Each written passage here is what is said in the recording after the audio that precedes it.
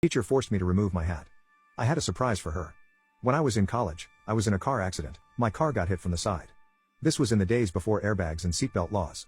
1 second I'm driving and the next I'm halfway out the passenger window watching a pool of blood run off my head. Next second, I'm in the ER receiving 13 crude stitches for 11 inches of wide open scalp. I lost more than 2 pints of blood and a large patch of hair. I also lost my favorite white fishnet t-shirt, but that's a separate tragedy. That Friday of a Labor Day weekend was how my name shows up in the newspaper list of Labor Day weekend accidents. Tuesday comes and I go to class at the local college.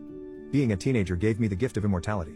There I was, fully ambulatory, just 4 days after the serious car accident. I'm wearing a hat to cover the fresh injury.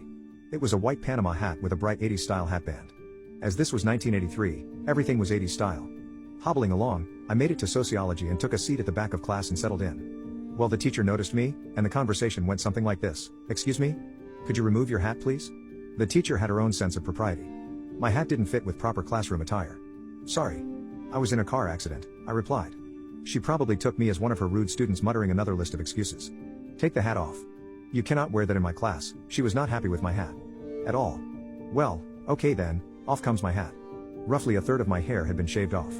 The wound was still pink and puckered. The seam had a line of dried blood in it. The wound began an inch beyond my missing hairline and continued back, branching into a Y shape. The surgeon's instructions were to keep the wound clean, dry, and unbandaged. Lucky for all in attendance, my mother had washed my scalp the previous day.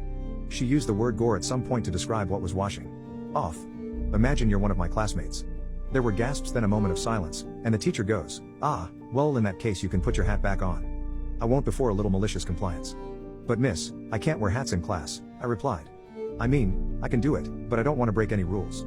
Please put your hat back on." "Okay. If you insist," and the hat went back on my head. My advice is not to engage in malicious compliance on the first day of class.